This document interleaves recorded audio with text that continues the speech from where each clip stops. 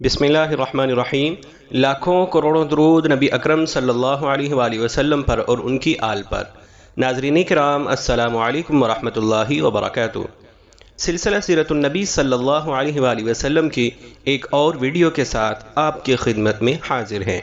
आज की इस वीडियो में हम मज़ीद सहाबा इकराम रज़ियल्लाहु तआला अन्हुम अजमाइन जो हज़रत अबू बकर सिद्दीक़ रज़ियल्लाहु तआला अन्हु की दावत पर या उनके ईमान लाने के बाद ईमान लेकर के आए, उनके वाक़यात को बयान करेंगे। अब्दुर्रहमान बिन औफ रज़ियल्लाहु तआला अन्हु कहते हैं, उमैया इब्न खल्फ मेरा दोस्त था। एक रोज़ उसने मुझसे कहा, तुमने इस नाम को छोड़ दिया जो तुम्हारे बाप ने रखा था। जवाब में मैंने कहा, हाँ छोड़ दिया।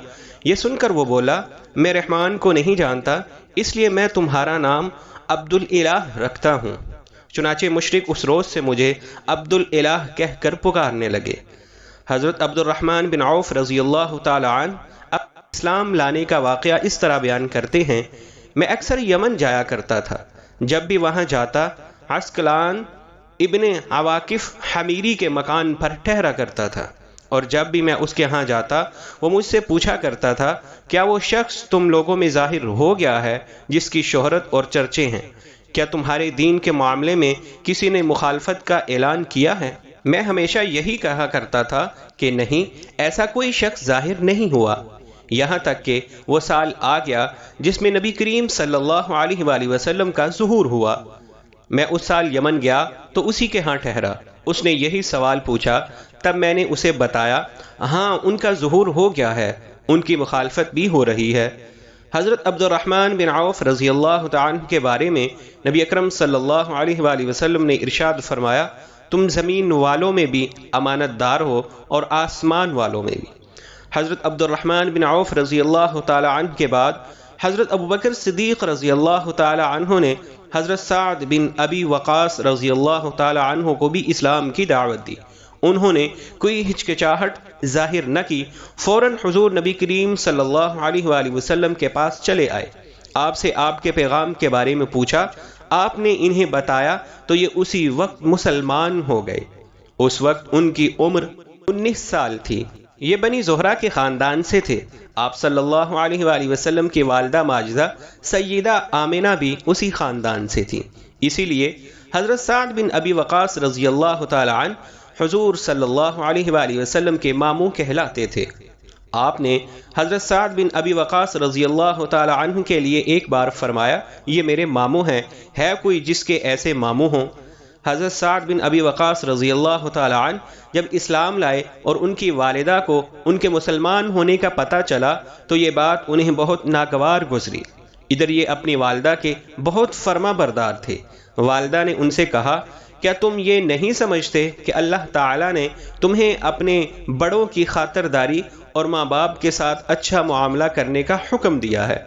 हज़रत साद रज़ियल्लाहु ताला अन्हु ने जवाब दिया, हाँ बिल्कुल ऐसा ही है। ये जवाब सुनकर वालिदा ने कहा, बस तो खुदा की कसम मैं उस वक्त तक खाना नहीं खाऊंगी जब तक तुम मोहम्मद के लाए हुए पैगंबर को कुफर नहीं कहोगे और असाफ और नाइला बुतों को जाकर छुओगे नहीं। उस वक्त के मुशरिकों का तरीक़ा ये था कि वो इन बुतों के खुले मुंह में खाना और शराब डाला करते थे। अब वालिदा ने खाना पीना छोड़ दिया। हज़रत साद रज़ियल्लाहु ताला अन्हु ने अपनी वालिदा से कहा, खुदा की कसम माँ, तुम्हें नहीं मालूम, अगर तुम्हारे पास 1000 ज़िंदगियाँ होती और वो सब एक एक करके इसी वजह से ख़त्म होती, तब भी मैं नबी करीम सल्लल्लाहु अलैहि वसल्लम के दीन को हरगिज़ न छोड़ता। इसलिए अब ये तुम्हारी मर्ज़ी है, खाओ या ना खाओ। जब माँ ने उनकी ये मजबूती देखी तो खाना शुरू कर दिया। ताहम उसने अब एक और काम किया। दरवाजे पर आ गई और चीख चीख कर कहने लगी, क्या मुझे ऐसे मददगार नहीं मिल सकते जो साद के मामले में मेरी मदद करें, ताकि मैं इसे घर में कैद कर दूं और कैद की हालत में ये मर जाए या अपने नए दीन को छोड़ दे। हज़रत साद रज़ियल्लाहु तआला अन्हु फरमाते हैं, मैंने ये अल्फाज सुने तो माँ से कहा, मैं तुम्हारे घर का रुख भी नहीं करूँगा। उसके बाद हज़रत साद रज़ियल्लाहु तआला अन्हु कुछ दिन तक घर न गए। वालिदा तंग आ गई और उसने पैगाम भेजा, तुम घर आ जाओ, दूसरों के मेहमान भर कर हमें शर्मिंदा न करो। चुनाचे ये घर चले आए। اب گھر والوں نے پیار اور محبت سے سمجھانا شروع کیا۔ وہ ان کے بھائی عامر کی مثال دے کر کہتی، دیکھو عامر کتنا اچھا ہے، اس نے اپنے باپ دادا کا دین نہیں چھوڑا۔ لیکن پھر ان کے بھائی عامر بھی مسلمان ہو گئے۔ اب تو والدہ کے غیظ و غضب کی انتہا نہ رہی۔ ماں نے دونوں بھائیوں کو بہت تکالیف پہنچائیں۔ آخر عامر رضی اللہ تعالی عنہ تنگ آ کر حبشہ کو ہجرت کر گئے۔ عامر رضی اللہ تعالی عنہ کے حبشہ ہجرت کر جانے سے پہلے ایک روز حضرت سعد بن ابی وقاص رضی اللہ تعالی عنہ گھر آئے تو دیکھا ماں اور عامر رضی اللہ تعالی عنہ کے چاروں طرف بہت سے لوگ جمع۔ میں نے پوچھا لوگ کیوں جمع ہیں؟ لوگوں نے بتایا یہ دیکھو تمہاری ماں نے تمہارے بھائی کو پکڑ رکھا ہے اور اللہ سے عہد کر رہی ہے کہ جب تک عامر بے دینی نہیں چھوڑے گا اس وقت تک یہ نہ تو کھجور کے سائے میں بیٹھے گی اور نہ کھانا کھائے گی اور نہ پانی پیے گی۔ حضرت سعد بن ابی وقاص رضی اللہ تعالی عنہ نے یہ سن کر کہا اللہ کی قسم تم اس وقت تک کھجور کے سائے میں نہ بیٹھو اور اس وقت تک کچھ نہ کھاؤ پیو جب تک تم جہنم کا ایندھن نہ بن جاؤ۔ غرض انہوں نے ماں کی کوئی پرواہ نہ کی اور دین پر ڈٹے رہے۔ اسی طرح حضرت ابوبکر صدیق رضی اللہ تعالی عنہ کی کوششوں سے حضرت طلحہ بن عبداللہ تیمی رضی اللہ تعالی عنہ بھی اسلام لے آئے۔ حضرت ابوبکر صدیق رضی اللہ تعالی عنہ انہیں حضور نبی کریم صلی اللہ علیہ وآلہ وسلم کی خدمت میں لائے اور یہ آپ کے ہاتھ پر مسلمان ہوئے۔ اس کے بعد حضرت ابوبکر رضی اللہ تعالی عنہ اور حضرت طلحہ رضی اللہ تعالی عنہ نے اپنے اسلام لانے کا کھل کر اعلان کر دیا۔ ان کا اعلان سن کر نوافل ابن حدویہ نے انہیں پکڑ لیا۔ اس شخص کو قریش کا شیر کہا جاتا تھا۔ اس نے دونوں کو ایک ہی رسی سے باندھ دیا۔ اس کی اس حرکت پر ان کے قبیلے بنو تمیم نے بھی انہیں نہ بچایا۔ اب چونکہ نوفل نے دونوں کے ایک ہی رسی سے باندھا تھا اور دونوں کے جسم آپس میں بالکل ملے ہوئے تھے اس لیے انہیں قرینین کہا جانے لگا، یعنی ملے ہوئے۔ نوفل بن عدویہ کے ظلم کی وجہ سے نبی کریم صلی اللہ علیہ وآلہ وسلم فرمایا کرتے تھے اے اللہ ابن عدویہ کے شر سے ہمیں بچا۔ حضرت طلحہ رضی اللہ تعالی عنہ اپنے اسلام قبول کر لینے کا سبب اس طرح بیان کرتے ہیں، میں ایک مرتبہ بصرہ کے بازار میں گیا، میں نے وہاں ایک راہب کو دیکھا، وہ اپنی خانقاہ میں کھڑا تھا اور لوگوں سے کہہ رہا تھا اس مرتبہ حج سے آنے والوں سے پوچھو کیا ان میں کوئی حرم کا باشندہ بھی ہے؟ میں نے آگے بڑھ کر کہا میں ہوں حرم کا رہنے والا۔ میرا جملہ سن کر اس نے کہا کیا احمد کا ظہور ہو گیا ہے؟ میں نے پوچھا احمد کون؟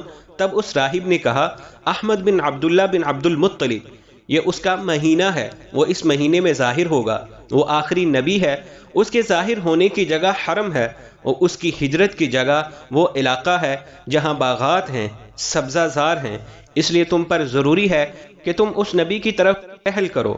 اس راہب کی کہی ہوئی بات میرے دل میں نقش ہو گئی۔ میں تیزی کے ساتھ وہاں سے واپس روانہ ہوا اور مکہ پہنچا۔